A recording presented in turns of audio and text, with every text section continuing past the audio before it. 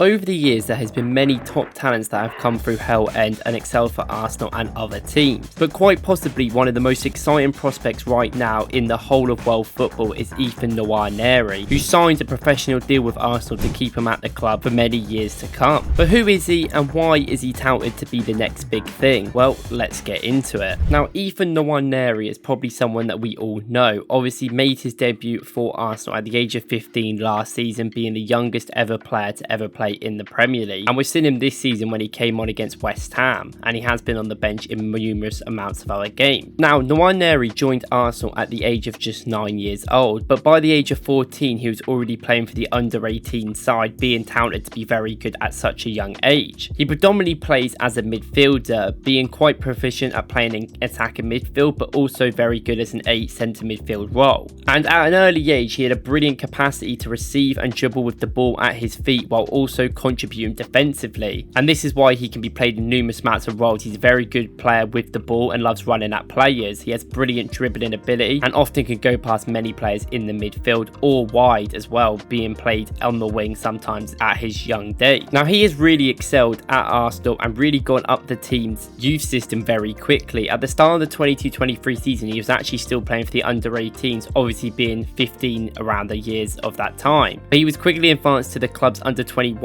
side that season and obviously got that appearance later on. And when that appearance happened, he was 15 years old and 181 days. This meant that he was nearly half a year younger than the previous youngest player in the league, being Harvey Elliott. And since then, this has been a year and a half ago, he is now 17 years old and he's only played one more game, but obviously you don't expect people at that sort of age to be breaking into Arsenal's team. Now, despite turning 16 last season, he obviously didn't get much game time, and even for the under 21s he barely played. They thought it was a bit too much of an upgrade for him at the time. But this season he has finally moved into the 21s in the Premier League 2, where the real leagues happen for the youth academies. This is where he's also playing in the UEFA Youth League, because Arsenal are in the Champions League, and playing a lot of games around this situation, and he's definitely performed really well. Already playing 9 games in the Premier League 2 and scoring 7 goals and getting 2 assists. And in the FA Youth Cup he has played 2 games this season and scored 6 goals already, having his tally at 14 goals and 3 assists in just 15 appearances in all competitions. And most of this is happening from attacking midfield. In attacking midfield this season he's got 11 games played, 8 goals and 3 assists, and has a real good knack for getting in the right positions and having a deadly finish when he needs to.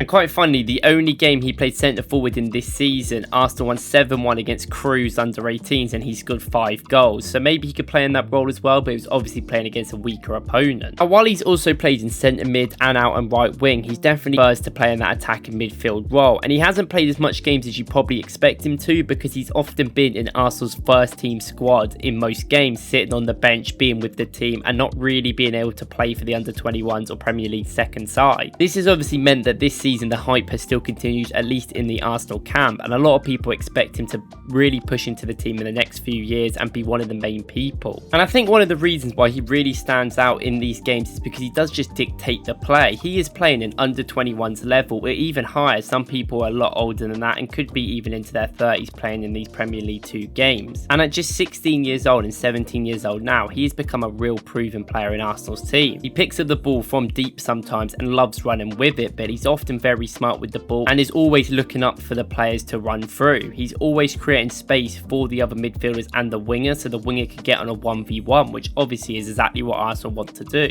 I also love some specific traits that the player likes to do. He likes to actually come across the defenders and stand in front of one of the centre backs usually and keep the ball and hold it up, and then he keeps it and makes usually a good pass out to the width or for through for someone, picking the ball up from deeper but bringing it further into the midfield to create space. He often always tries to get that ball out to the wide players, because that is the aim they do, and a lot of people in this Premier League 2 league like to be compact and keep things a lot more spread in rather than having a lot of space everywhere. And while I think he can do great defensive work and could definitely bring the ball forward, you definitely see he has that sort of instinct going forward. A lot of the goals that he scored this season is him just picking up positions just inside the box or making good runs in there. And honestly, I see so many similarities between him and Martin Odegaard. He loves running in there when he feels like his team needs it, and later on in games you often see that happen a lot. But he wants to create and dictate the play and sort of run with the tempo, make through balls when he feels it's necessary, and if not necessary, don't take the risks all the time. And obviously he's going to learn a lot. He's still only 17, but I think this is a very good idea for him, that he understands the game from a tactical level and when he needs to do certain things. And these brilliant performances in key games for the Premier League 2 side have actually left him to play another game this season. Obviously, Arsenal have had this sort of pattern where we've been thrashing teams, and this year in 2024 we've been managed to play a lot of players because of this. And one of them games was the West Ham 6-0 game. Obviously, we were very far 6-0 up in just 60 minutes around, and we had half an hour of the game left. A lot of the Arsenal bench players and the players on the team wanted Nwaneri to come on. He was sitting on the bench and they asked Arteta to bring him on. And that is one of the big reasons Arteta wanted to. Arteta thought if the players want him on, if they trust him, then it's valid that I should give him a go. So he came on for his first and only Premier League appearance this season so far. And what I really liked about his appearance against West Ham was obviously the team kept trying to get him the ball. I give a lot of credit to Martin Odegaard. He kept passing him the ball and kept trying to get him as much as on it as possible. But even Martin Odegaard just being on the pitch, I think is a very good learning process for Nwaneri. They play in very similar positions, and I think in some ways they are very similar players. Nwaneri is a little bit more direct and will prefer to run past the whole team and maybe dribble past them. And Odegaard not necessarily is like that. He's always looking for a brilliant pass and isn't a big acceleration beast. He isn't going to pick the ball up and just sprint like you might see people like Ethan do. And obviously that game was basically over and you can't expect him to do much impact. I think you can tell the nerves in him, and he passed a lot of the time to Odegaard to pass it off because Odegaard was always giving him the option. But even when he picks up the ball, you can understand that dribbling ability's there. It's like when Martin Odegaard picks up the ball, something is going to happen even if it looks like it's not going to in the position he's in. He could have 4 players around him and you still trust him to do something cool and keep Arsenal the ball in a great position. Nwaneri's got a brilliant dribbling ability and he's so good and so impactful, and I really like that from him. And you can see some of the things he clearly likes doing. He likes having his back to goal and having the ball to his feet so he can turn quickly and pass it off to the wing, and he also likes cutting inside when he drifts out to the right side. I really like that from him, and I think that shows a good technical level. And he works really well in tight spaces with a lot of players around him to be able to get a through ball through, and I do see a lot of similarities to people like Alex Song, I think, but obviously much more technical. People like Martin Odegaard are obviously there, but he has different traits within that. I think he has traits of Smith Rowe in himself and a lot of different midfielders for Arsenal, and I could definitely see why Arteta and a lot of the lads think he's so good, because at 17 he does look quite comfortable in these positions. And we're not clearly the only people that see the talent that he has, because in the summer there was offers from Chelsea and Manchester City to really get him to sign his first professional deal with one of their clubs, but he actually signed for Arsenal because he decided that was the best for his career, and he is an Arsenal supporter, so this is really good. I think with the backing of obviously the captain Martin Odegaard, who clearly likes him a lot, and a lot of the other players, you're probably going to see more of him when maybe Arsenal aren't playing in every game that matters. Maybe if we lose the league then you might see him a little bit more, but I think eventually he'll start shifting his way into the team rather than certain players like Charlie Patino I think you're probably not going to see. Now, he's not the only good youngster in the academy. There is people like Lewis Skelly who I really like as well, and there's other ones that are really good, but right now he is probably the most exciting considering his age and the fact that he has actually got in the main team. Let me know what you guys think about him, and let me know where you think maybe his ceiling is. I think he could go really far, and I think he could go really far at Arsenal given the circumstances and the team that we have. Thank you guys for watching. If you like this video, please go and watch my video yesterday where I talk about Edu Gasper and his brilliant work at Arsenal in the last few years, and if not, I'll see you in the next one. Thank you.